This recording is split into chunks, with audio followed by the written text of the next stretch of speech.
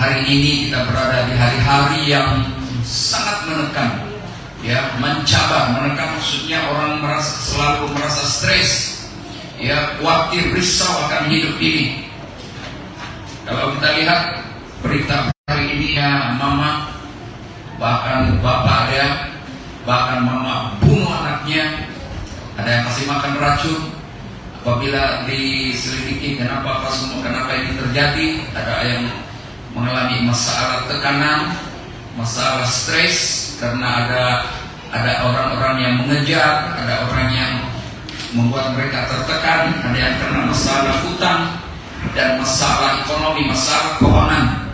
Ya, jadi hari ini hari-hari yang dimana keadaan manusia hidup manusia semakin mencabar, baik dari segi secara keluarga, individu, bahkan dari segi seluruh dunia, dari melibatkan kerajaan-kerajaan di mana-mana hari ini, semua dalam keadaan kacau balau. Ya, berarti dunia kita hari ini dunia yang tidak aman. Oke, kalau kita ada di sini, kita bersyukurlah. Ya, mungkin kita tidak mengalami seperti yang dialami di tempat-tempat yang lain, tetapi kita boleh rasa bagaimana keadaan, terutama dari segi tekanan hari ini, tekanan kehidupan, tekanan dari segi ekonomi, tekanan perasaan semua. Jadi dalam keadaan seperti ini, siapakah yang boleh menjawab? Siapakah yang boleh membuat kita rasa tenang? Tidak ada lain, hanya Yesus Kristus satu-satunya, ya, sumber pengharapan kita. Nah, minggu lalu kita sudah belajar tentang, jadi khotbah ini sebenarnya kita khotbah dari segi apa? Pengajaran, khotbah pengajaran sangat penting hari ini. Oke, kalau minggu lalu kita sudah belajar mendengar firman Tuhan tentang mengenal ajaran yang benar, ya, di mana kita diajar, diberitahu tentang kalau ada ajaran-ajaran yang masuk, walaupun dia menyebut dirinya orang Kristen, memberitakan Injil, tapi tidak percaya Yesus Kristus itu adalah anak Allah. Yesus datang ke dalam dunia sebagai manusia, menjadi manusia sejati, 100% kalau bahasa yang biasa itu. Maksudnya manusia, betul-betul manusia. Dan waktu dia ada di dalam dunia, walaupun dia sebagai manusia, tetapi dia itu adalah Allah sendiri. Ya, dan di dalam pribadi Yesus itu satu pribadi, satu diri dia macam ini. Ya, tetapi dalam dua hakikat. Hakikat manusia dan hakikat Allah. Di dalam kemanusiaan, waktu dia menjadi manusia, bergerak dalam kemanusiaannya, dia lapar, dia haus, itu adalah manusianya. Tetapi walaupun waktu dia berjalan pada lebih 2000 tahun yang lalu dalam dunia ini sebagai manusia, tapi dia punya hakikat Allahnya itu, kealahan, keilahiannya itu tidak pernah hilang. Maksudnya tidak terpisah daripada manusianya. Itulah sebabnya waktu dia bersama-sama dengan murid-muridnya,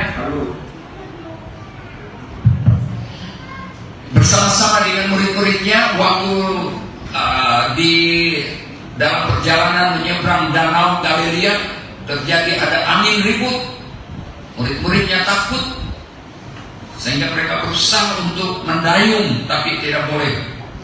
Akhirnya mereka rasa macam tidak ada harapan, mau mati, tenggelam.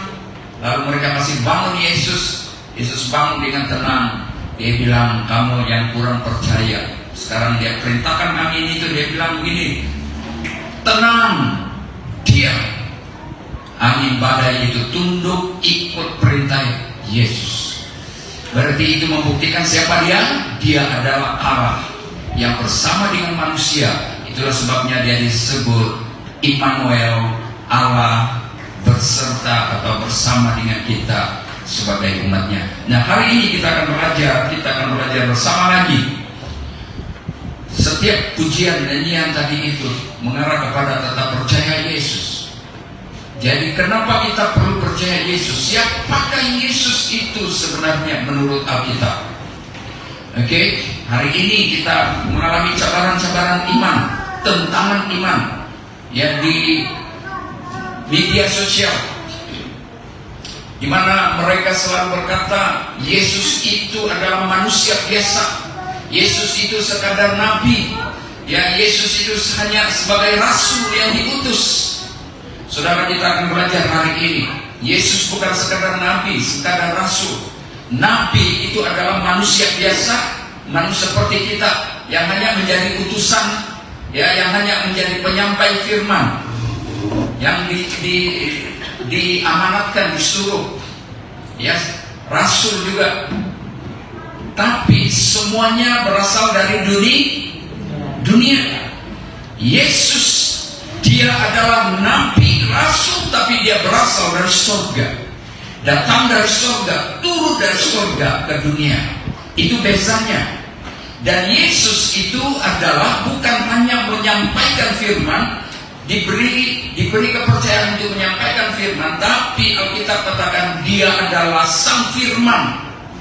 Ya, sang firman, dia itu adalah Allah sendiri, dan dia itu adalah firman itu sendiri, sang firman yang mengambil rupa manusia, dan dia membawa kabar baik, dan kabar baik itu adalah dia sendiri yang memberikan hidupnya kepada manusia, mati di atas kayu salib.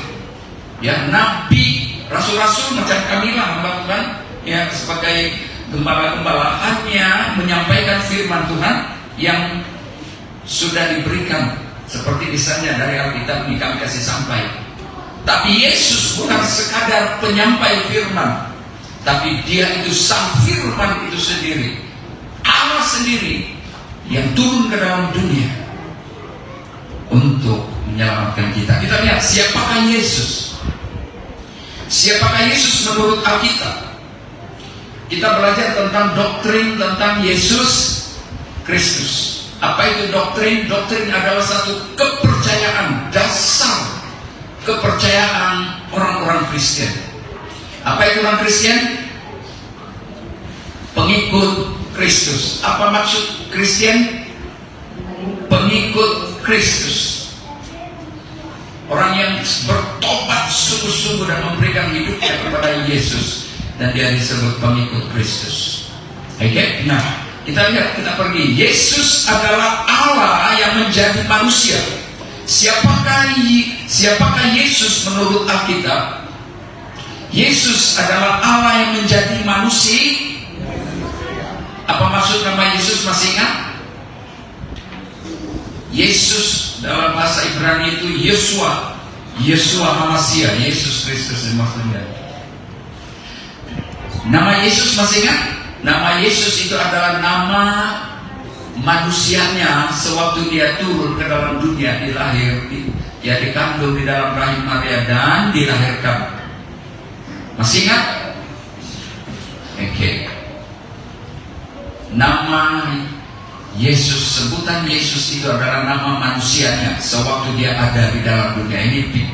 Ingat betul-betul ya.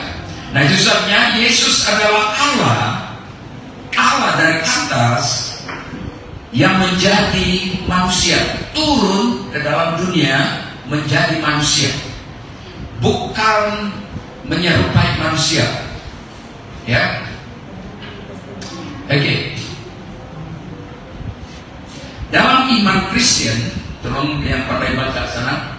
Dalam iman Kristen, dalam iman maksudnya kepercayaan kita sebagai pengikut Kristus. Kristen, pengikut Kristus. Saya ulang supaya kita paham. Saya tahu, ya, misalnya kita yang sudah lanjut usia ini mana tahu kan? Oke. Nah, dalam iman Kristen, maksudnya dalam kepercayaan kita sebagai pengikut Kristus, Yesus bukan sekadar nabi. Dia bukan hanya nabi seperti ajaran orang-orang atau agama-agama lain. Mereka mengakui, mereka tuduh orang Kristen itu menyembah Yesus sebagai manusia dan dia hanya nabi. Nabi yang dimaksudkan mereka itu nabi seperti manusia yang biasa. Itu. Jadi itu anggapan mereka, dan hari ini di media sosial itu berleluasa. Karena mereka ingin mengelirukan kita sebagai orang Kristen, sebagai orang percaya. Dengar baik-baik ya, baik yang di sini maupun yang ada di live. Pastikan tanam dalam hati Alkitab kita sebagai orang Kristen itu tidak sama dengan ajaran Alkitab orang lain. Jadi kalau mereka cakap macam-macam tentang Alkitab kita, tentang iman kita, katakan saja Alkitabmu dengan Alkitab kami tidak sama. Oke, Alkitab kami adalah benar-benar firman Allah. Oke, nah Yesus bukan sekadar nabi. Kalau ada orang bilang kamu punya Yesus itu adalah hanya nabi, hanya guru moral yang mengajar kebaikan, atau tokoh agama sebagai tokoh agama. Tahu tokoh agama? Ya, pendiri agama.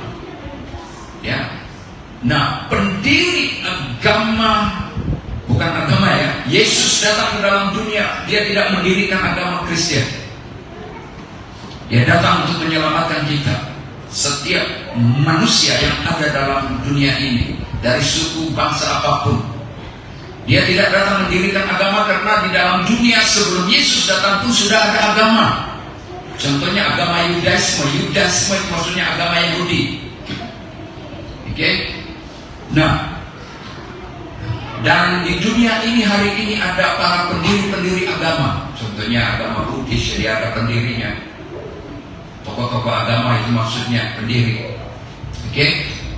Nah, Yesus bukan sekadar pendiri agama, dan dia tidak datang untuk mendiri ya, menciptakan agama.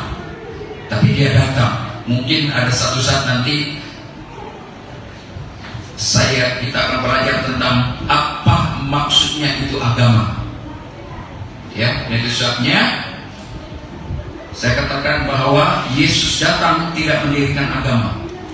Dia datang sebagai Tuhan dan Juru Selamat untuk menyelamatkan manusia. Nah, saya mau kita lihat lagi. Tetapi anak Allah yang kekal.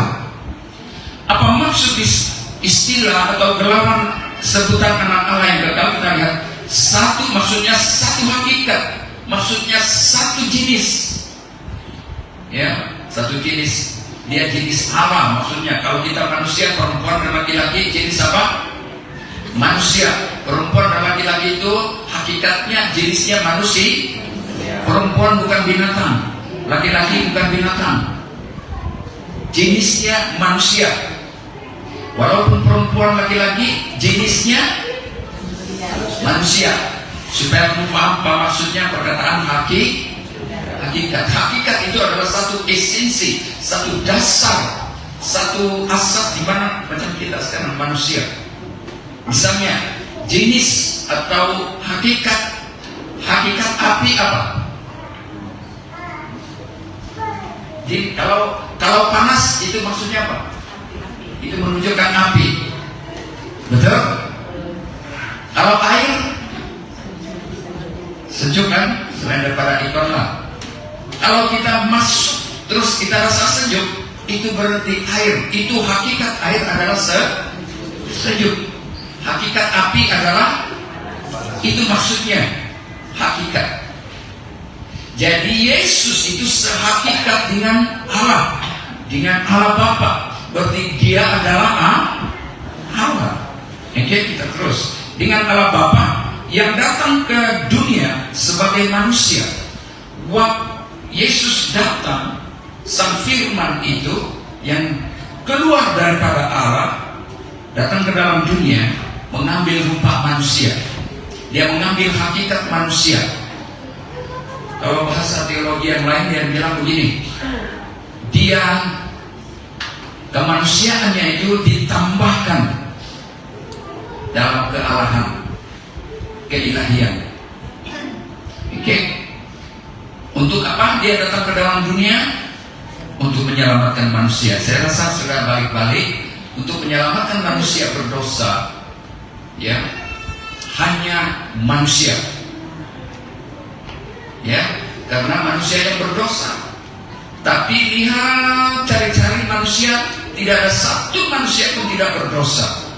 Rambut putih kah, rambut hitam kah, ya, kulit kuning kah, kulit putih kah, manusia itu bangsa apapun semua tidak layak, semua berdosa. Boleh kita katakan bersama berdosa. 1, 2, 3. Berdosa. Tolong itu sini betul-betul supaya kita paham. Ya, ini selalu kalau dulu jarang pendeta-pendeta, pastor-pastor mengkhotbahkan ini, sebab bukan senang untuk mengerti ini. Kalau dia punya pastor hanya di sekolah Alkitab hanya belajar yang tidak belajar dari segi teologi yang seperti ini,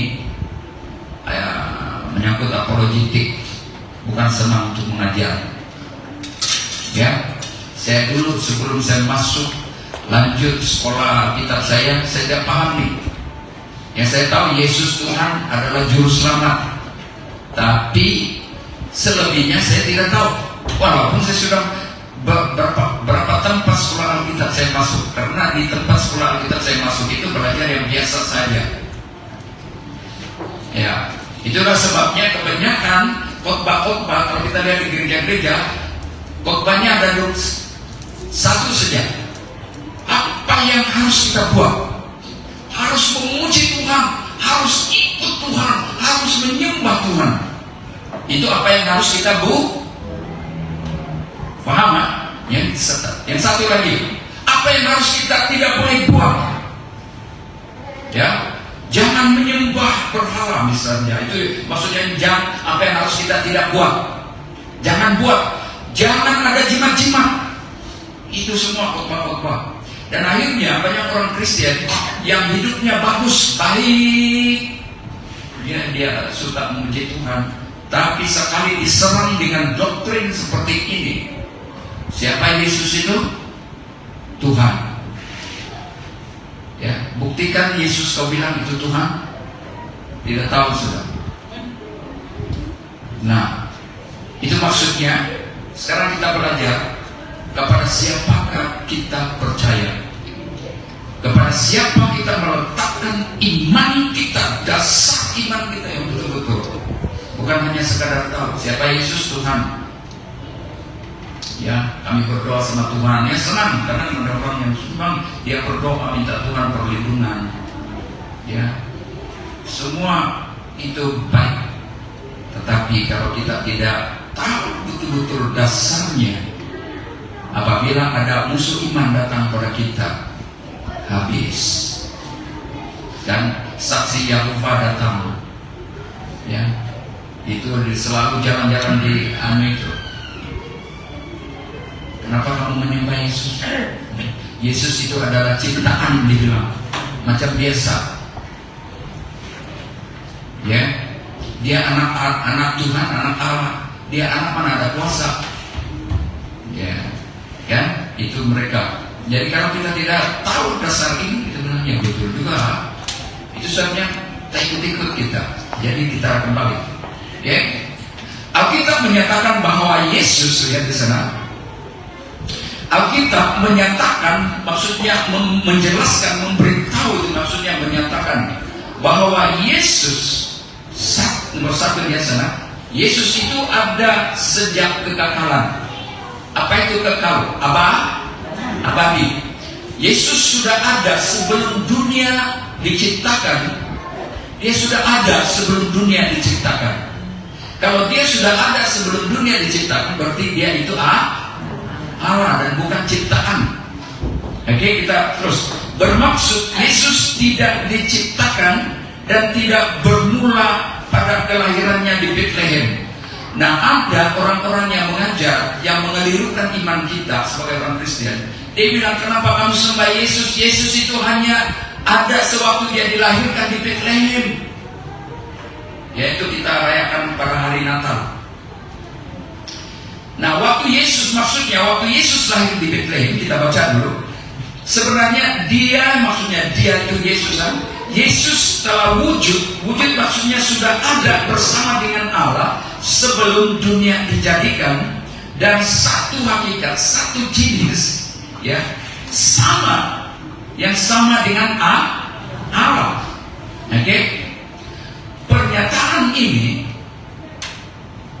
menegaskan bahwa Yesus bukan makhluk ciptaan seperti manusia diciptakan, tetapi dia adalah Allah yang kekal. Allah yang kekal maksudnya sudah ada sebelum dunia diciptakan. Dia sudah ada. Oke?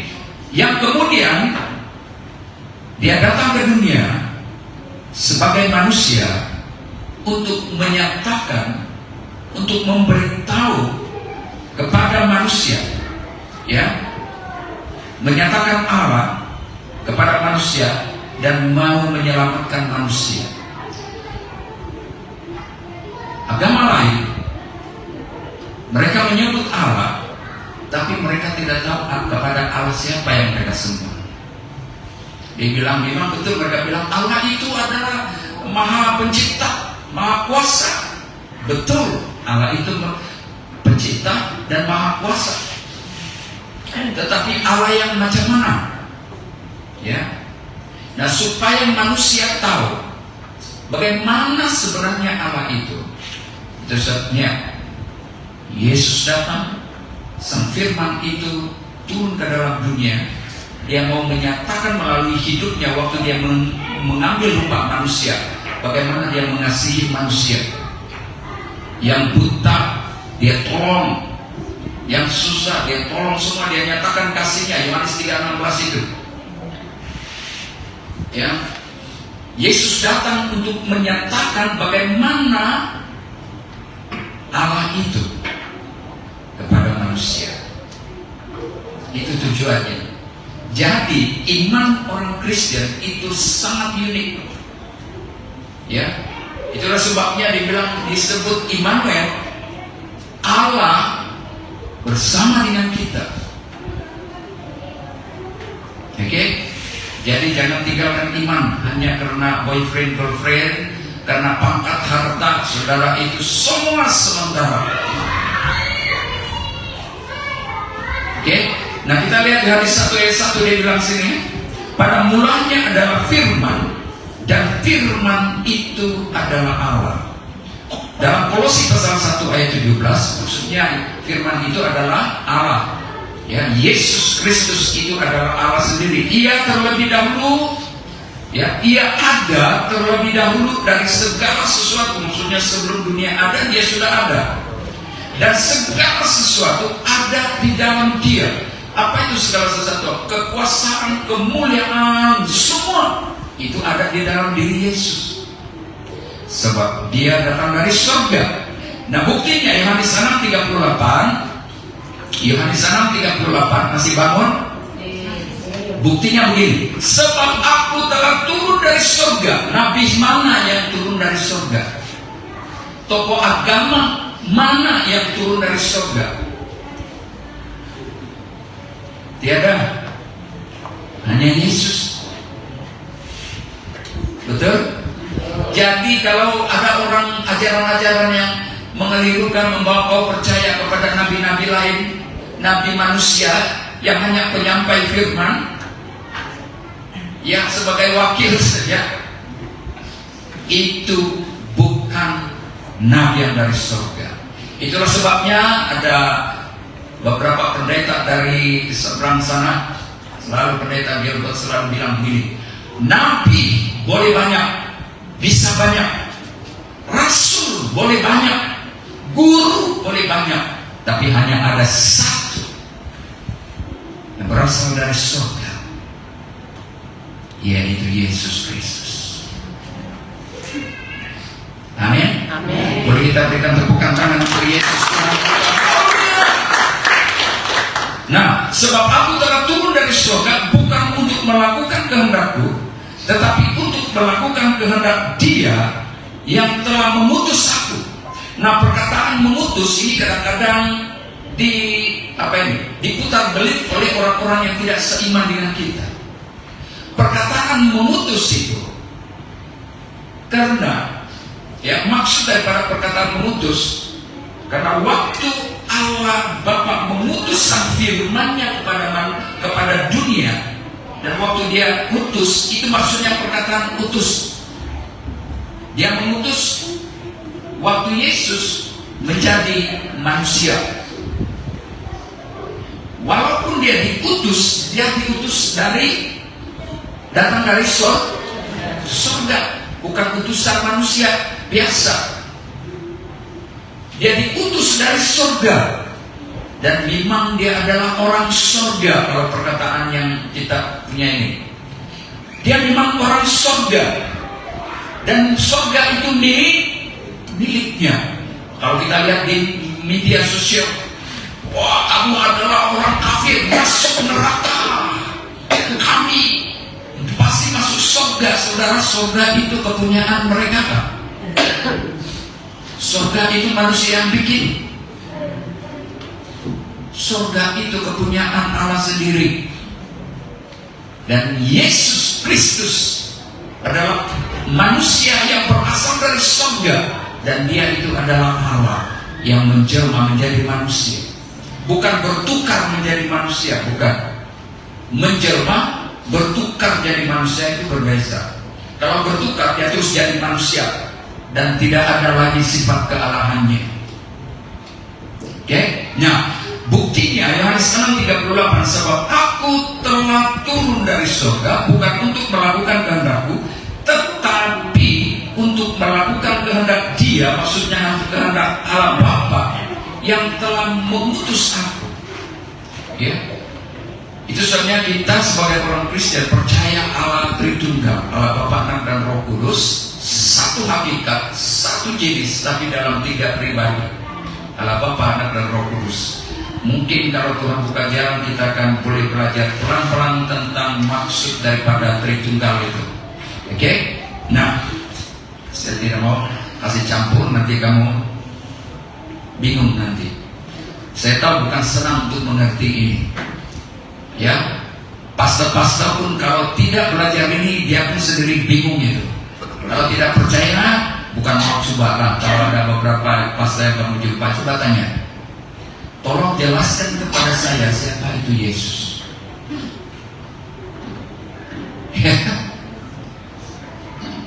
Dan tolong beritahu saya apa maksud perkataan Tuhan dan Allah itu. Bingung tuh kalau tidak pernah belajar dan betul-betul mempelajarinya. Oke? Nah, kita lihat seterusnya. Menjadi manusia, firman itu telah menjadi manusia, Yohanes 1:14, bermaksud Yesus yang adalah Allah yang kekal, yang ada di surga, yang sudah ada sebelum dunia diciptakan. Maksudnya dibilang dia mengambil rupa manusia sepenuhnya, sejati manusia yang betul-betul manusia seperti kita. Dia tetap Allah, maksudnya dia tetap Allah, dia itu adalah Allah, tetapi hidup di dunia sebagai manusia dengan tubuh, ya, dengan tubuh manusia, dengan memiliki perasaan manusia dan juga pengalaman manusiawi. Pengalaman manusiawi maksudnya lapar, haus, letih, penat, tetapi maksudnya kealahannya, keilahiannya itu tidak terpisah daripada kemanusiaan Yesus. Inilah uniknya iman orang Kristen. Jadi kalau ada yang mengelirukan kamu, jangan terima. Ya. Peristiwa ini disebut inkarnasi. Inkarnasi maksudnya, ya, Allah mengambil daging. Ya, inkarnasi. Oke? Menunjukkan bahwa Allah tidak jauh dari manusia. Allah tidak jauh dari manusia. Boleh kita katakan bersama, Allah tidak jauh dari manusia. 1, 2, 3. Allah tidak jauh dari manusia. Maksudnya, waktu Yesus datang ke dalam dunia menjadi manusia, dia hidup bersama dengan manusia. Allah hidup bersama dengan manusia. Ya, tetapi turun ke dunia untuk menyelamatkan dan menyertai manusia. Menyertai manusia, bersama dengan manusia, itu sebabnya namanya disebut Immanuel.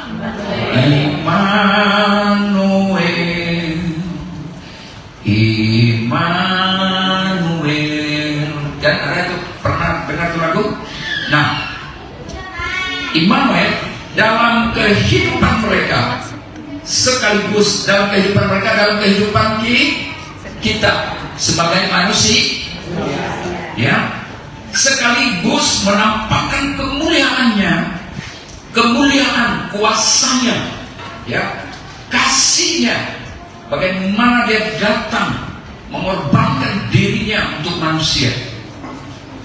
Itu maksudnya, waktu dia datang menjadi manusia, dia hidup bersama dengan manusia, gitu maksudnya.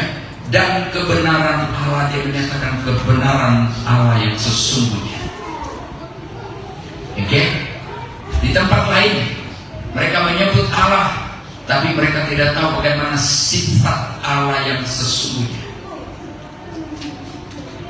Ya, hanya yang macam yang apa namanya itu, di awan-awan orang bilang itu, macam mana mau cakap itu, ya, macam yang kau punya kepercayaan kan, yang tidak tahu Pak, betul gak macam mana Pak Allah itu. Itulah sebabnya ada orang-orang yang benci, tidak suka dengan orang Kristen. Salib saja pun mereka sudah takut. Kenapa? Sebab mereka tidak punya dasar yang kokoh dalam iman kepercayaan mereka kepada siapa Allah yang mereka sembah. Lihat saja kita kena hina, Yesus Kristus dihina-hina, tapi orang Kristen tetap tenang. Kenapa? Sebab kita tahu bahwa yang membela itu bukan manusia, tetapi yang membela itu adalah Tuhan. Walaupun apa ini kita punya Tuhan dihina-hina macam-macam lah, karena kasih papar lah, kasih telannya macam-macam di sana. Tapi orang Kristen tidak pernah membalas. Kenapa? Sebab Roh Kudus yang ada di dalam kita ini, yang memberi kita kemampuan untuk memahami siapa Allah kita, dan kita paham betul-betul bahwa bukan manusia yang mengambil posisi Tuhan, posisi Allah untuk membalas manusia yang melakukan itu. Tapi kita sedar bahwa yang membalas itu adalah Tuhan kita. Amin. Boleh kita berikan tepukan tangan? Itulah iman orang Kristen. Ya, orang Kristen tidak gaduh-gaduhnya tentang persoalkan tentang Tuhan kita. Betul? Ya. Karena hina pun, lihat saja, kalau di tempat lain sedikit saja seluruh dunia goncang. Kenapa? Sebab bagi kita yang membela itu adalah Tuhan. Kita tahu siapa Tuhan yang kita sembah. Dia mengajar kita untuk hidup dalam kasih dan hanya berdoa untuk mereka.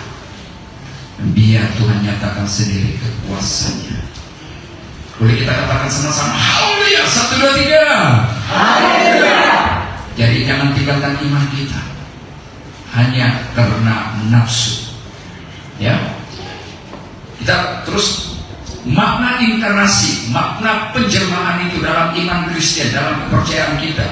Inkarnasi adalah ajaran bahwa Allah Anak, yaitu Sang Firman, ada sana Yesus Kristus, dia mengambil kodrat hakikat manusia dan dia menjadi manusia sepenuhnya. Ya, sepenuh maksudnya seperti kita manusia biasa yang lapar, yang haus. Tanpa, walaupun dia menjadi manusia berada di dunia pada waktu itu, dia bilang tanpa kehilangan kodrat ilahinya. Keilahiannya, kealahannya tidak pernah hilang. Itulah sebabnya waktu dia berhadapan dengan Lazarus yang 4 hari sudah meninggal, sudah dalam kuburan, sudah busuk, dia datang, dia bilang, Lazarus, kau bangkit, mari bangun. Lazarus bangkit.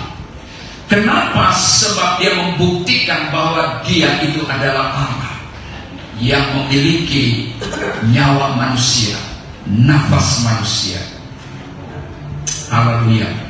Oke? Suara kuat bukan marah. Suara kuat karena penekanan. Ya, dalam ilmu hermeneutik bilang intonasi itu sangat penting. Kalau saya Ya, itu saya tidak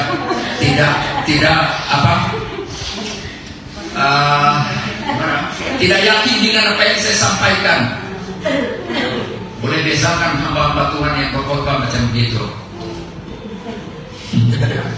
Pusing. Dari kenaikan sampai keturunan tiada kedudukan. Oke, kita teruskan. Mana sudah tadi? Nah, Allah yang kekal itu yang sudah ada sejak belum dunia diciptakan, itu maksudnya masuk ke dalam sejarah manusia. Wow, itu luar biasa. Sesungguhnya iman Kristen itu bukan alang-alang. Ya, lahir sebagai manusia, Yesus itu hidup menderita dan dia mati di atas kayu salib. Kematiannya untuk menebus manusia berdosa. Siapa yang dia mau tebus? Saudara dan saya sebagai manusia yang berdosa. Ya, sebenarnya Anda dan saya sebagai manusia yang harus digantung di atas kayu salib karena Anda dan saya yang berdosa. Tapi Yesus datang untuk mewakili kita, mengambil posisi kita untuk mati sebagai korban penebus dosa. Inti maksudnya ajaran utama, ya, asas utama maksud daripada inkarnasi, menjelma menjadi manusia itu. Allah menjadi manusia dalam Yohanes 1:14. Maksudnya waktu Allah menjadi manusia, dia mengambil dua kodrat, dua hakikat, dua jenis, ya, dalam satu pribadi. Ingat lagi, masih ingat? Yesus itu adalah satu pribadi. Boleh kita katakan bersama, satu pribadi. 1, 2, 3. Satu pribadi, tapi di dalam satu pribadi ada dua hakikat, ada dua jenis. Ya, maksudnya di dalam dirinya ada hakikat manusia, ada hakikat Allah. Jadi dalam dua hakikat ini, dalam satu pribadi, dia tidak berubah. Ya, dia bukan berubah menjadi manusia. Waktu Allah menjelma menjadi manusia, maksudnya dia tidak berubah menjadi manusia. Maksudnya perkataan berubah itu terus manusia yang betul-betul manusia seperti kita, manusia biasa, lalu keilahiannya, kealahannya hilang. Tidak hilang, dia tetap ada. Ya, bukan berubah menjadi manusia, tetapi dia mengambil kemanusiaan dari Maria. Ya, waktu Yesus lahir, waktu kita rayakan, kita mengingat perayaan kelahirannya waktu hari Natal. Dia mengambil kemanusiaan itu sewaktu dia lahir dari rahim Maria. Haleluya, harap saya berdoa kita paham. Dan saya tahu ini makanan keras. Mau tidak mau kita belajar betul-betul doktrin tentang Yesus Kristus ini. Sebab kalau tidak, kita akan hanyut dengan ajaran-ajaran sesat hari ini. Nah, dia bilang lagi ya, maksudnya tanpa bercampur. Kalau macam yang kopi susu itu, kopi terus kita tambah susu campur, itu bercampur susu dan kopi. Pribadi Yesus, walaupun dia bilang Allah dan manusia, itu tidak bercampur. Dia tetap di dalam satu. Oke, tanpa berubah, dia tidak berubah, tanpa terpisah. Sebab itu adalah doktrin ajaran gereja awal daripada bapak-bapak gereja itu, terutama di dalam doktrin yang disebut Konsili Chalcedon pada tahun 451. Oke. Haleluya, harap kamu dapat yang sedikit-sedikit pun bolehlah. Ringkasnya, secara ringkas, inkarnasi ialah Allah yang tidak terbatas. Ya, ada bilang, oh mana boleh Allah berubah menjadi manusia? Allah tidak pernah berubah menjadi manusia. Dia hanya mengambil rupa manusia. Apakah Allah terbatas? Tidak terbatas. Betul? Dia tidak dibatasi oleh apapun. Kalau dia mau jadi apapun, boleh saja. Sedangkan dia menciptakan manusia itu, memberikan hembus rohnya kepada debu Adam itu, hidup dia. Dan pikir saja bagaimana kita yang dia ciptakan ini, kita hidup ada roh, ada jiwa, ada tubuh, dan roh atau jiwa kita ini tinggal dalam tubuh kita, sehingga kita ada pengetahuan tahu tentang yang baik dan yang jahat. Dari mana asal itu? Bolehkah manusia yang kuat? Tidak boleh. Itulah Allah kita. Maksudnya inkarnasi adalah Allah yang tidak terbatas. Dia merendahkan dirinya menjadi manusia demi keselamatan manusia. Itu maksudnya inkarnasi. Nah, Yesus sebagai Allah yang menjelma menjadi manusia, dia hidup waktu dia di dalam dunia, dia hidup tanpa dosa. Oke? Dalam 1 Petrus, rujukan dia 1 Petrus 2:22, ia tidak berbuat dosa. Yesus tidak berbuat dosa. Bermaksud Yesus hidup sempurna tanpa melakukan kesalahan atau pelanggaran terhadap Allah sewaktu dia ada di dalam dunia. Waktu dia mengambil kemanusiaan, Yesus tidak pernah melanggar satu hukum pun. Ya, itu sebabnya dia disebut sebagai manusia sempurna. Kalau dia tidak sempurna, dia tidak layak menjadi penebus, menjadi juru selamat. Dia sepenuhnya manusia, tetapi tetap tanpa dosa, tidak ada dosa, menunjukkan bahwa ketaatan mutlak, ketaatannya adalah ketaatan mutlak kepada Allah Bapa. Kesuciannya ini menjadikan Yesus sebagai korban yang layak untuk menebus dosa manusia. Karena hanya yang tidak bercela, hanya orang yang tidak bercacat celah, hanya orang yang tidak berdosa saja yang dapat membawa keselamatan bagi orang lain.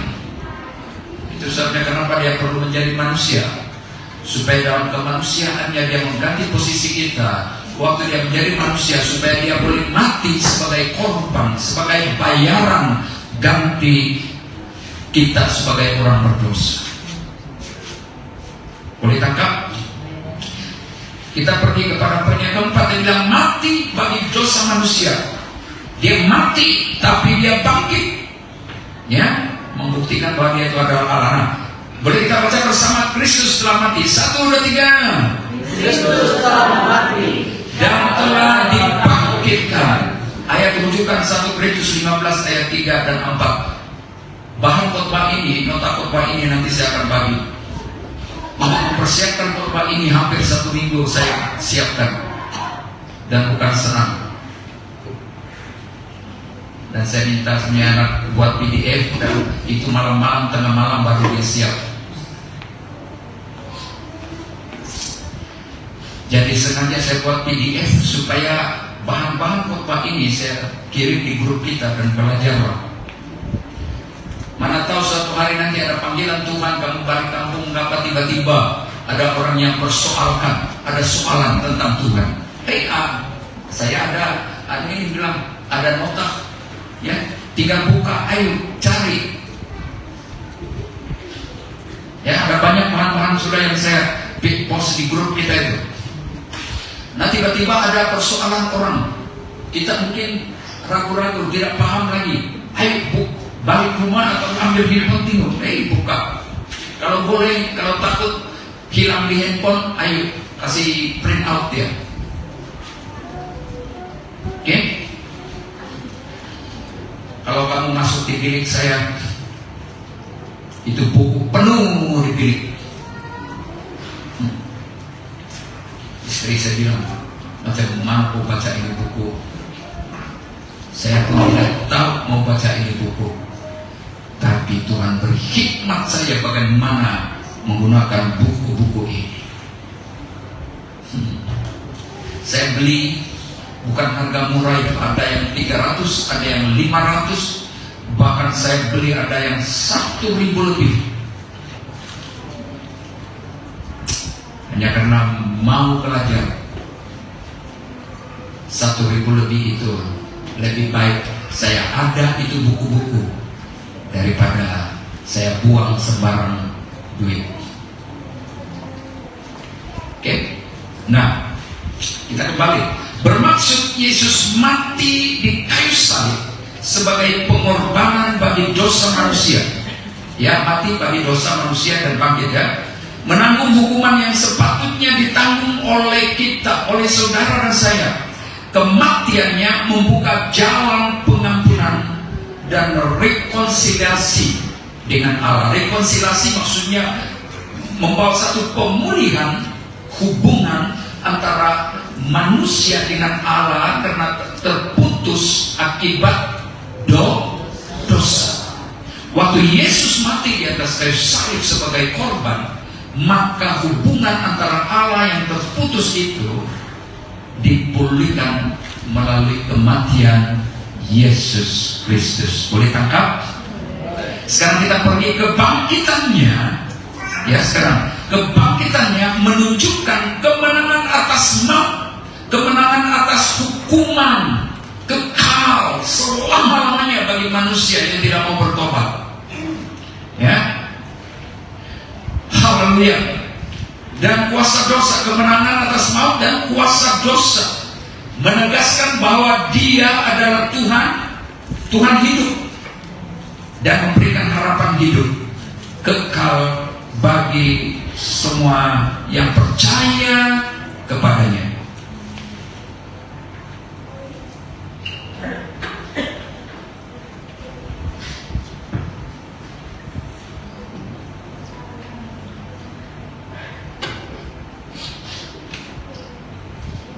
Nah, sekarang kita lihat mengapa Yesus disebut Tuhan. Yesus disebut Tuhan karena Dia memiliki sifat ya, kuasa dan kedudukan yang hanya layak bagi Allah. Dia disebut Tuhan, dia disebut sebagai Allah karena memiliki sifat-sifat ini, ya, kuasa dan kedudukan. Lihat, Yesus memiliki identity. Identity itu adalah kepribadian, ya, ilahi. Diri sebagai ilahi. Identity, kepribadian ilahi. Yesus berkata, apa maksudnya? Kita lihat kepribadian ilahi itu, ya, identity ilahi itu. Yesus berkata, aku dan Bapa adalah satu. Kita lihat di sana, bermaksud Yesus memiliki identity ilahi yang sama dengan Allah Bapa. Sehakikat maksudnya. Dia bukan sekadar utusan atau nabi, tetapi satu hakikat dengan Allah. Dia seia sekata dalam kuasa, kehendak, dan keilahian. Penyataan ini menegaskan bahwa Yesus layak disembah, ya, berkuasa atas hidup dan maut. Apakah manusia berkuasa, manusia biasa berkuasa atas hidup dan maut? Tidak ada. Kematian maksudnya, ya, serta menjadi sumber keselamatan. Yesus itu adalah sumber keselamatan karena Yesus itu adalah Allah yang datang ke dunia sebagai manusia. Mari kita katakan bersama, sebagai manusia. 1, 2, 3. Ya, kita lihat pengertian. Ia bukan sekadar kesatuan tujuan. Maksudnya tujuan Yesus datang ke dalam dunia adalah untuk menyelamatkan manusia, ya, tetapi kesatuan hakikat. Mereka satu dalam hakikat dengan Allah Bapa. Siapakah Yesus? Itu adalah Sang Firman yang keluar daripada diri Allah sendiri.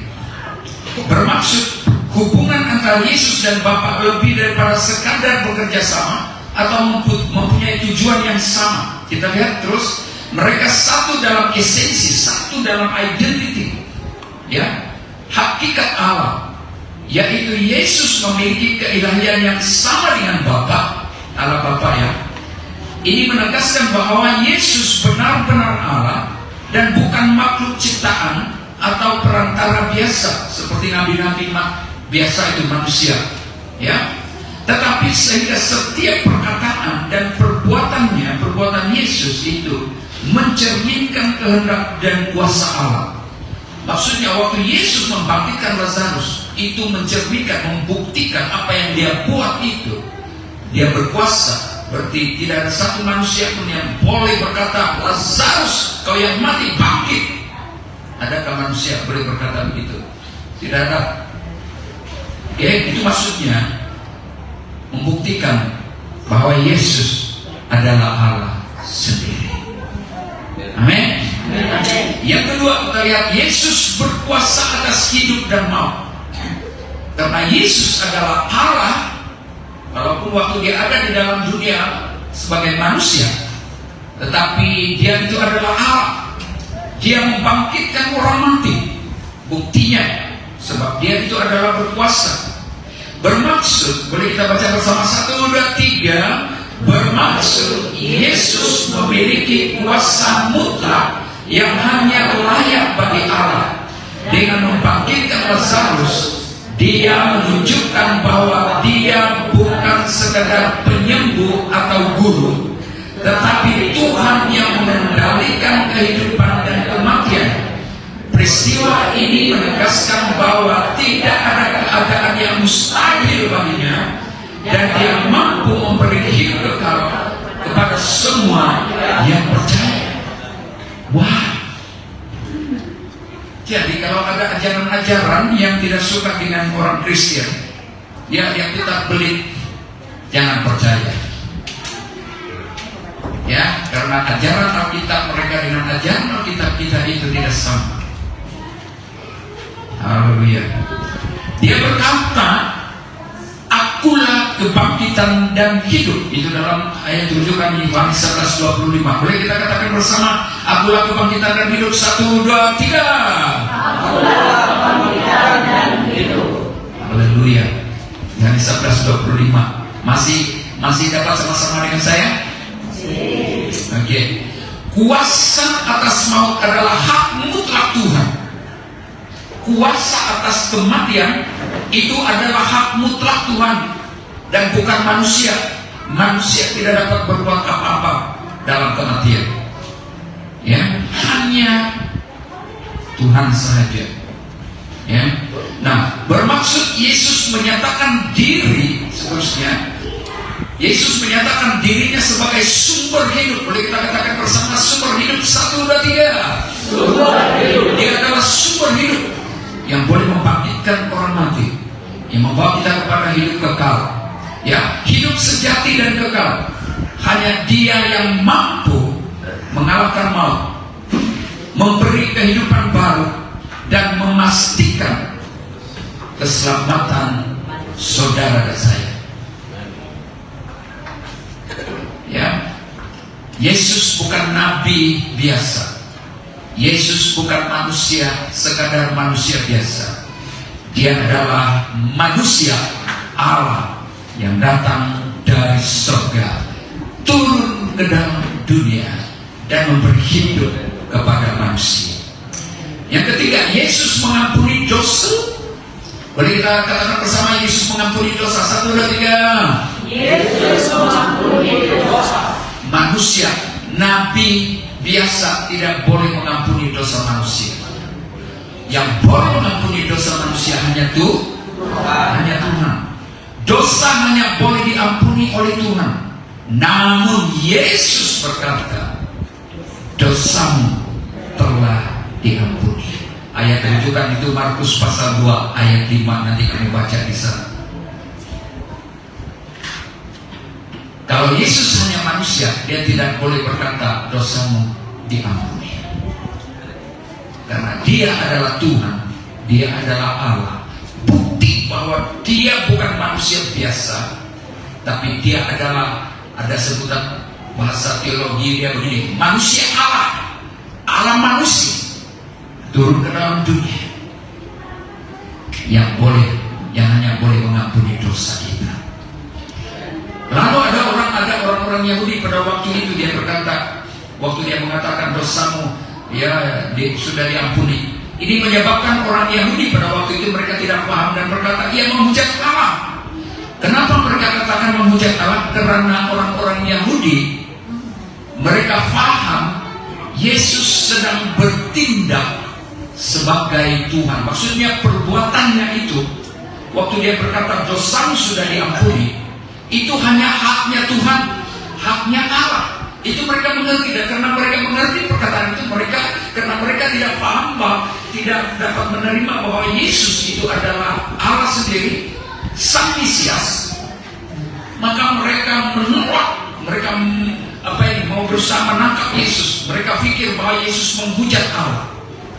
Tapi sebenarnya memang pun dia itu adalah Allah. Makna ayat Markus 25, Yesus mengampuni dosa.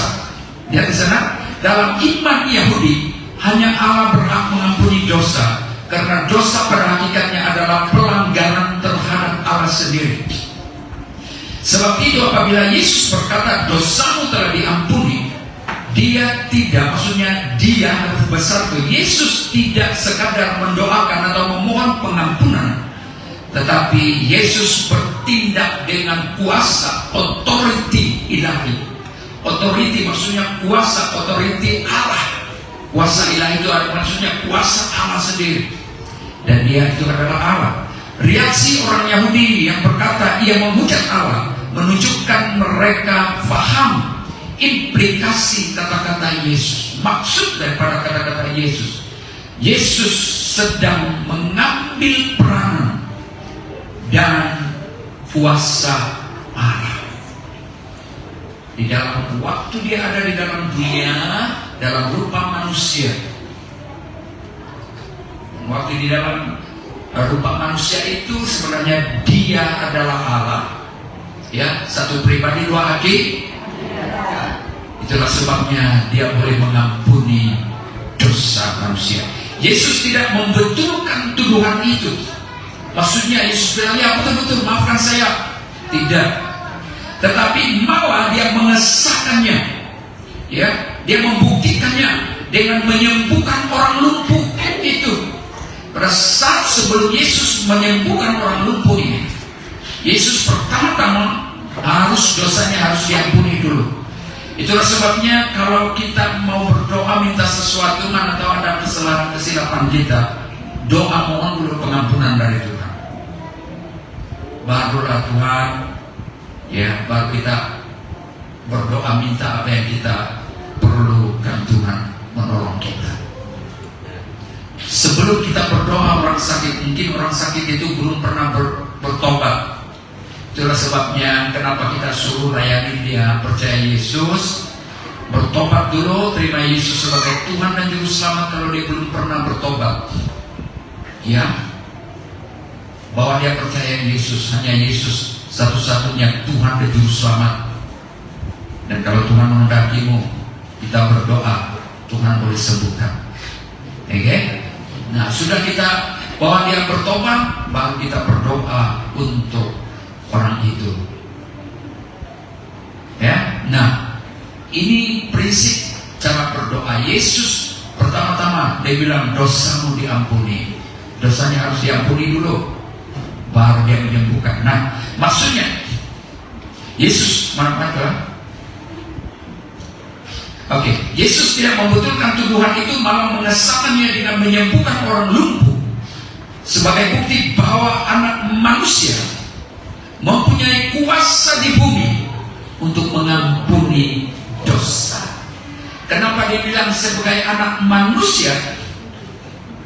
Sebab dia mengambil rupa manusia sewaktu dia lahir melalui Maria. Oke?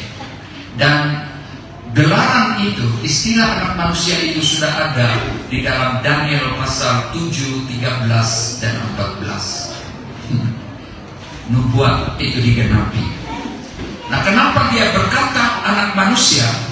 Karena dia mau membawa orang-orang Yahudi untuk melihat, mengerti nubuat dari kitab Daniel itu tentang anak manusia yang dari surga turun itu. Ya? Nah, Yesus menerima penyembahan. Manusia dan malaikat menolak disembah. Manusia Kalau mau disembah, mereka menolak itu. Mereka sadar mereka bukan Allah. Dalam Alkitab, penyembahan hanya layak diberikan kepada Allah. Oleh itu manusia dan malaikat selalu menolak disembah, karena menerima penyembahan dianggap mengambil tempat Allah. Lalu ada pertanyaan, pernah baca Matius pasal 4? Yesus berkata, kepadamu saja hanya sembah kepada Allahmu saja. Kenapa Yesus berkata demikian? Bukan berarti dia bukan Allah. Karena waktu itu dia mengambil peranan, mengambil rupa manusia. Di dalam Matius pasal 4 itu dia berbicara tentang kemanusiaannya. Dan penyembahan yang benar itu hanya kepada Allah. Ya, sungguh pun Yesus itu adalah Allah yang mengambil rupa manusia. Karena pada waktu itu dalam peranannya, ya, waktu itu dalam kemanusiaannya, dia katakan hanya kepada Allah saja yang layak kau sembah. Oke? Itu yang kadang-kadang dipakai oleh orang-orang yang tidak percaya Yesus, ya, yang menolak Yesus. Namun Yesus menerima penyembahan tanpa menegur atau menolak. Contoh Matius 14:33, 28 ayat 9-17. Tindakan ini menunjukkan bahwa Yesus menganggap penyembahan itu sah dan benar. Makna utamanya, jika Yesus bukan Allah, menerima penyembahan adalah dosa. Fakta bahwa Yesus menerimanya menunjukkan dia memiliki martabat dan hak ilahi. Ini mengesahkan bahwa Yesus lebih daripada manusia atau malaikat. Jadi maknanya Yesus menerima penyembahan karena dia adalah Allah. Dan penyembahan kepadanya bukan penyimpangan, bukan salah, tetapi penyembahan yang benar kepada Tuhan itu sendiri. Seterusnya, tetapi Yesus menerima penyembahan. Matius 14:33, nanti kamu rujuk ya, Yohanes 20:28. Maksudnya begini, Thomas berseru, ya Tuhan dan Allahku. Yesus tidak membetulkan Thomas, maksudnya menolak, Thomas, jangan kau sembah saya bukan Tuhan. Tidak. Tapi karena pengakuan itu adalah benar, maka dia tidak tolak penyembahan kata-kata Thomas itu. Seterusnya, makna ayat Yesus menerima penyembahan dan pengakuan Thomas. Ayat ini menegaskan keilahian Yesus secara langsung. Boleh kita katakan bersama secara langsung. 1, 2, 3. Secara langsung dan eksplisit. Eksplisit bukan terpelisit. Eksplisit maksudnya sah dan benar, yang tidak boleh diubah. Itu maksudnya eksplisit. Ya, yang tertulis. Dalam Yohanes 20:28, Thomas menyebut Yesus, ya Tuhanku dan Allahku. Satu pengakuan iman tertinggi yang hanya layak ditujukan kepada Allah. Yesus tidak menegur, tidak menolak atau membetulkan Thomas, sebaliknya menerima pengakuan itu. Dalam konteks Yahudi, menerima penyembahan dan gelaran Allah tanpa menolaknya bermaksud mengakui identiti pribadi ilahi itu. Jika pengakuan itu salah, tentu Yesus wajib membetulkannya, karena penyembahan kepada selain Allah adalah dosa. Karena itu maknanya Yesus menerima penyembahan dan pengakuan Thomas karena Yesus atau dia benar-benar Tuhan dan Allah, bukan sekadar guru atau nabi. Ayat ini mengesahkan bahwa iman Kristen berpusat pada Yesus sebagai Allah yang disembah. Yesus adalah Allah. Mau habis sudah? Poin kelima, Yesus adalah Allah. Yesus adalah satu-satunya jalan keselamatan. Boleh kita baca bersama? 1, 2, 3. Yesus adalah satu-satunya jalan keselamatan. Dia hanya satu-satunya jalan. Dari Keningau kita mau pergi berurusan di KK, mesti ikut jalan raya KK. Kalau ikut jalan yang salah, Kita mau pergi KK lalu menyimpang sampai di Tambunan, kita menyimpang sebelah kanan, itu mau pergi Renau. Tembus pergi Senakan, tembus pergi Tawau. Tapi kalau kita bilang tujuan kita mau pergi KK, ayo jalanlah untuk jalan KK. Ya, kita pasti sampai. Nah, Yesus memberi perumpamaan ya tentang Dia adalah jalan itu. Ya, Yesus berkata, "Akulah jalan dan kebenaran dan hidup." Boleh kita baca bersama 1, 2, 3. Akulah jalan dan kebenaran dan hidup. Dia jalan itu. Dia hanya yang boleh membenarkan kita untuk masuk memiliki hidup kekal itu. Itu maksudnya hidup. Itu maksudnya hidup kekal, kehidupan yang sesungguhnya. Jika Yesus bukan Tuhan, penyataan ini adalah penipuan. Tetapi karena Dia Tuhan, keselamatan hanya ada di dalam Dia. Makna ayat Yohanes 14 ayat 6, Yesus satu-satunya jalan keselamatan. Habis betrega. Masih ada. Apabila Yesus berkata, "Akulah jalan dan kebenaran dan hidup," Dia tidak menunjukkan kepada satu ajaran atau kaidah, tetapi menyatakan dirinya sendiri sebagai satu-satunya jalan kepada Allah. Dia adalah satu-satunya jalan. Boleh kita katakan bersama, Dia adalah satu-satunya jalan. 1, 2, 3. Dia adalah satu-satunya jalan. Dialah jalan itu maksudnya. Dia bukan sekadar penunjuk jalan. Dialah jalan sendiri. Dialah itu jalan sendiri. Dan bukan penunjuk jalan. Penunjuk jalan dengan jalan, Dia yang jalan itu sendiri, itu berbeza. Kalau penunjuk macam saya sekarang, kau ikut saya lah, saya tunjukkan kau itu jalan, sini itu jalan. Macam kami sebagai hamba Tuhan, pastor-pastor, kami adalah penunjuk jalan itu, yang akan mengajar, memberitahu bahwa keselamatan itu hanya ada pada Yesus. Itu maksudnya penunjuk jalan. Yesus bukan penunjuk jalan, tapi Dialah jalan itu. Yesus bukan penunjuk jalan, tapi Dia ada jalan itu, dan Dia adalah sumber hidup itu. Dia adalah sumber dan Dia adalah hidup itu, yang memberi hidup. Bukan yang menunjukkan hidup, tapi Dialah kehidupan itu. Dialah sumber hidup itu. Boleh tangkap? Yesus adalah jalan, bukan penunjuk jalan. Nabi-nabi yang lain seperti Musa, kalau dalam perjanjian lama dulu, rasul-rasul dulu, seperti Rasul Paulus, Rasul Petrus, mereka adalah sekadar penunjuk jalan. Tapi Yesus bukan penunjuk jalan. Dia adalah jalan itu. Harap kamu paham. Ya. Jadi itulah iman, keunikan iman orang Kristen.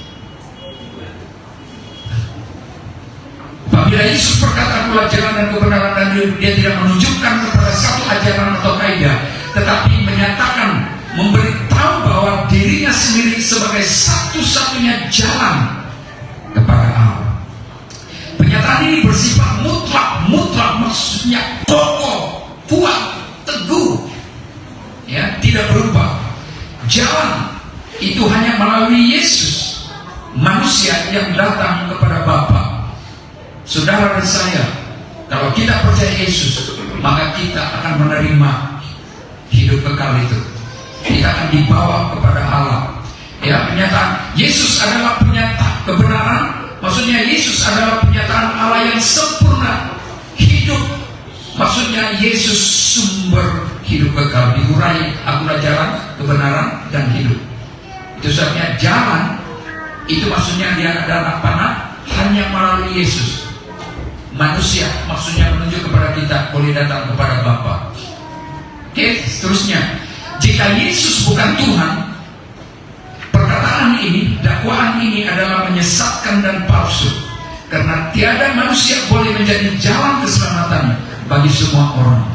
Namun karena Yesus adalah Tuhan yang berinkarnasi, maksudnya menjelma menjadi manusia, Dia mempunyai otoriti, kuasa ilahi untuk menyelamatkan dan menghubungkan kita, menghubungkan kita manusia dengan Allah.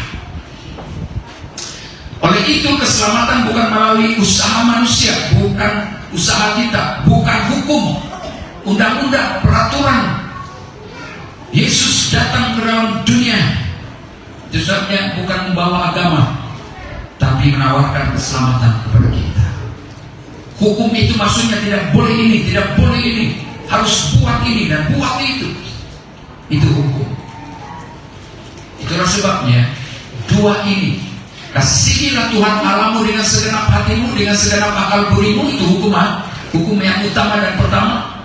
Kasihilah Tuhan Allahmu dengan segenap hatimu, dengan segenap akal budimu, dan dengan segenap kekuatan. Boleh kita katakan bersama, segenap kekuatan. 1, 2, 3. Segenap kekuatan. Sudahkah kamu? Sudahkah kita buat macam itu? Apa maksudnya? Kasih itu adalah dasar utama. Allah itu adalah kasih. Lihat, yang sudah kawin ini, apa bukti kamu mengasihi suami dan bukti mengasihi istri? Jaga mata, jaga hati, jaga bibir, tidak selingkuh. Betul? Karena jaga. Istri sakit, tidak payah istri bilang, "Oi, tanpa dong, sini kau tolong saya sakit, tolong masak." Tidak perlu. Bukti kasih, suami mengasihi istri.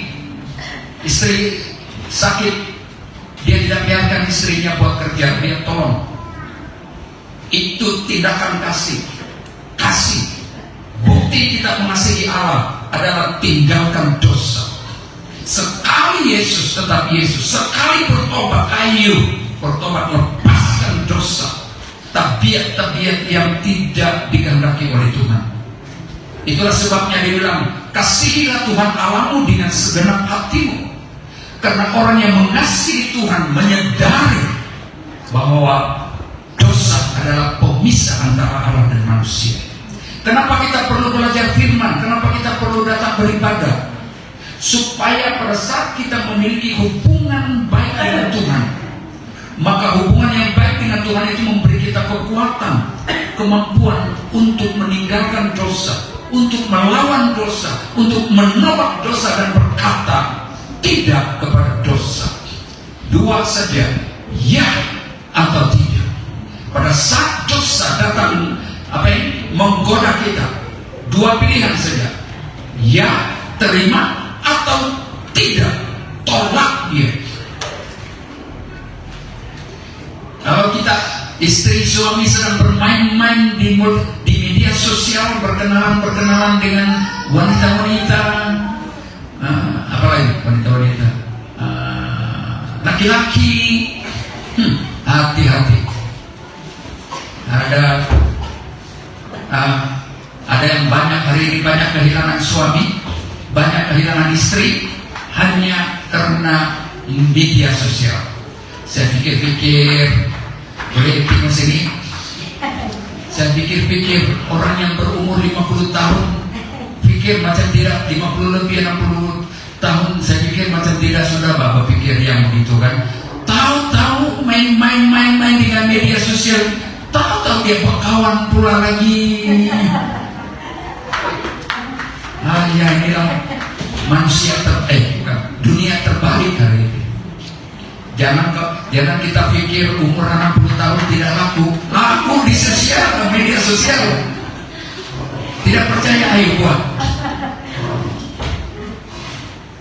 Terus kau kasih cantik punya sana Ibtian, oh iya. Terus dia bercinta di media sosial, hati-hati. Jangan main-main, kan? Tapi jangan coba-coba. Kalau mau coba, awas. Kehilangan suami, kehilangan istri.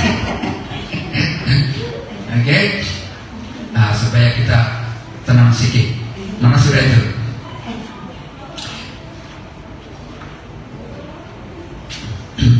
Oleh itu keselamatan bukan melalui usaha manusia, bukan hukum atau ritual agama, Banyak orang-orang Kristen ya setia dalam ritual-ritual agama, tetapi tidak ada Yesus dalam hatinya.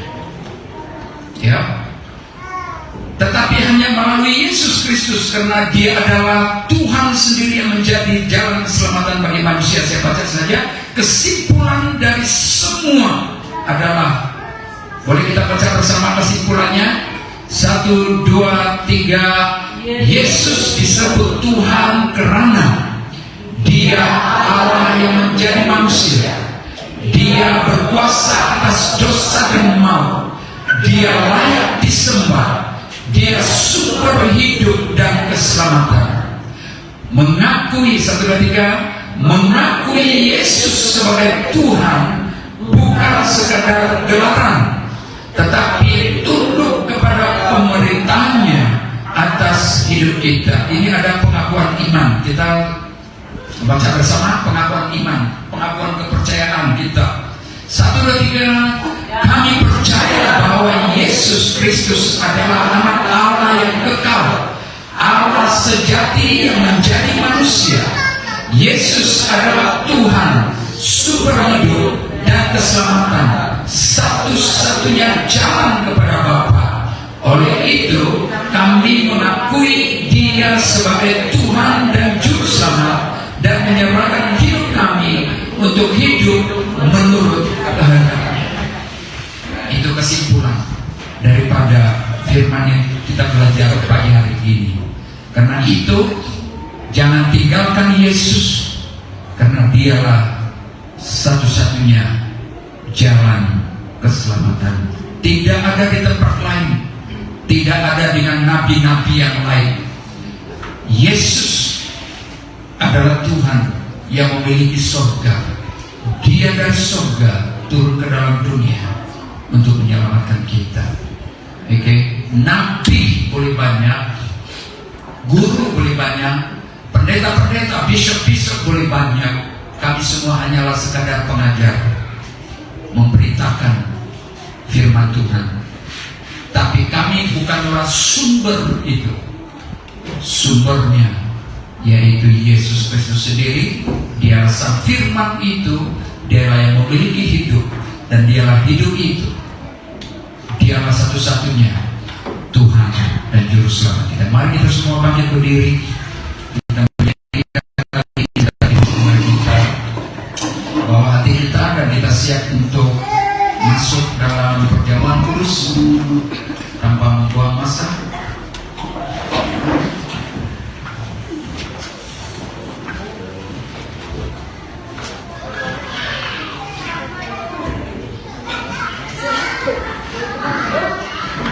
Sekali Yesus, tetap Yesus. Biar ini menjadi doa kita, menjadi doa dan janji kita, tekad kita kepada Tuhan. Sekali Yesus, selamanya Yesus. Harapanku takkan hilang, karena kasih selalu ada. Oh Yesusku, ku cinta Kau selamanya. Kita nyanyikan.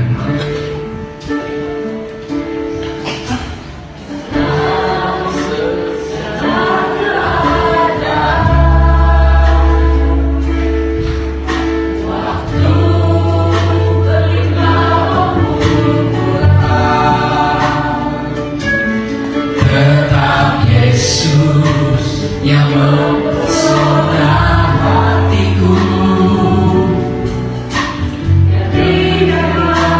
Kesempatan baru di setiap musim kehidupan. Waktu ku kuat maupun lemah, mereka yang bersiap.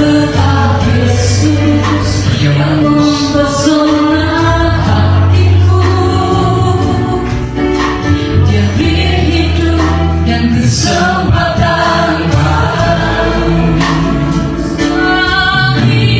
Yesus selamanya, Yesus harapanku takkan hilang, karena kasih-Nya sekarang ku ada.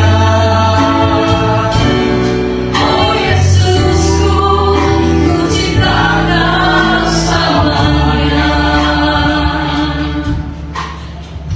Mari kita terus nyanyikan lagu ini dari mula, sambil kita menunggu yang lain dapat menerima roti dan anggur.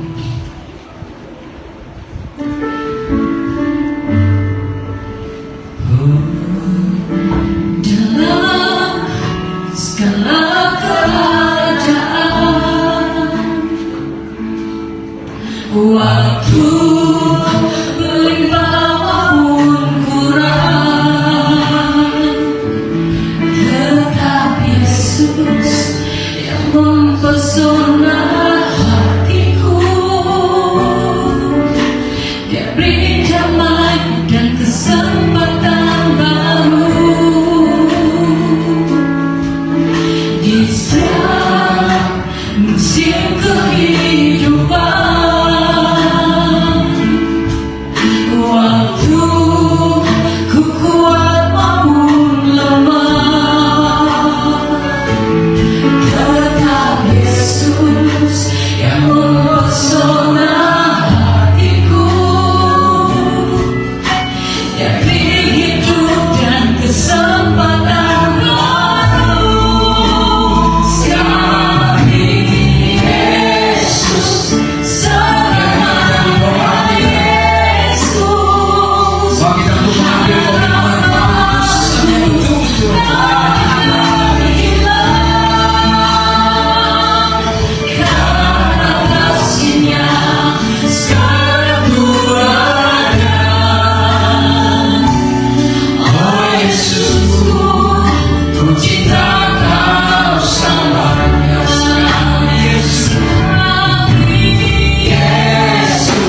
selamanya, Yesus harapanku takkan hilang, karena kasih-Nya sekarang ku ada.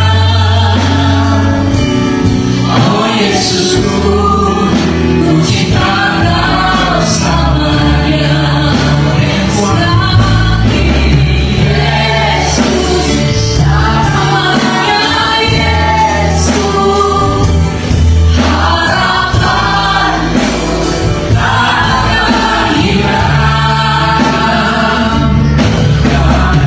kasih-Nya sekarang ku ada. Oh Yesusku, ku cinta Kau selamanya. Mari kita angkat roti. Roti ini adalah lambang daripada tubuh Kristus yang menderita, dicambuk, dan tubuhnya hancur hanya untuk kita. Pada saat kita mengambil perjamuan kudus, mengambil roti ini, berarti kita bersatu dengan penderitaan Kristus, bersatu dengan kematian Kristus. Dalam kehidupan kita sebagai orang percaya, kita siap mengalami penderitaan dan tetap memikul salib dalam kehidupan sehari-hari kita. Mari kita mengambil dan siapkan hati kita dalam perjamuan kudus ini. Kita mengingat kembali harga penebusan dosa. Sebagai manusia berdosa, Yesus datang untuk menebus dan membayar harga hutang dosa manusia. Di atas kayu salib menderita. Kita mengambil mengambil bahagian di dalam penderitaan Kristus. Mengingat kembali dalam kita mengambil perjamuan kudus ini. Terima kasih Tuhan. Kami siapkan hati kami mengambil bahagian di dalam perjamuan kudus sebagai kesatuan kami bersatu dengan Kristus di dalam penderitaannya. Terima kasih dalam nama Yesus. Mari kita ambil makan bersama-sama.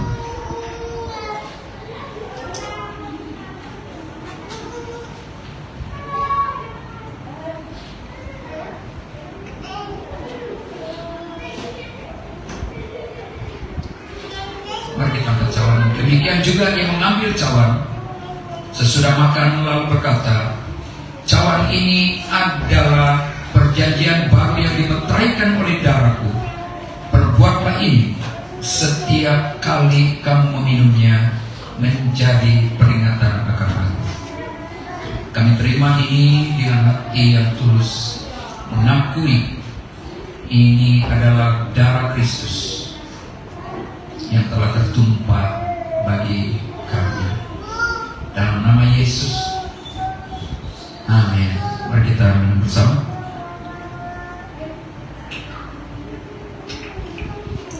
Kita berdiam diri sejenak. Sebab setiap kali kamu makan roti ini dan minum cawan ini, kamu memberitakan kematian Tuhan sampai Dia datang. Jadi barang siapa dengan cara yang tidak layak makan roti atau minum cawan Tuhan, ia berdosa terhadap tubuh dan darah Tuhan. Karena itu hendaklah tiap-tiap orang menguji dirinya sendiri, dan baru sesudah itu ia makan roti dan minum dari cawan itu. Nah, barang siapa makan dan minum tanpa mengakui tubuh Tuhan, ia mendatangkan hukuman atas dirinya. Terima kasih Tuhan, terpuji nama-Mu. Kami sudah mengambil bahagia di dalam perjamuan kudus.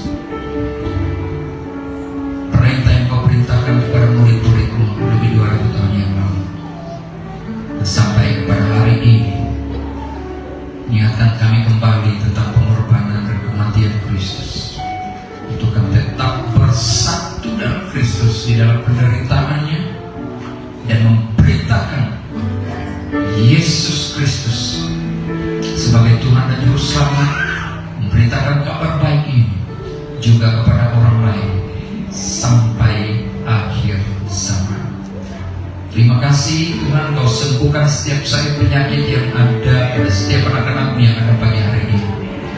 Setiap mereka yang ada beban, persoalan-persoalan hidup, mari Tuhan Kau campur tangan, angkat semuanya, tolong mereka, pulihkan, sembuhkan.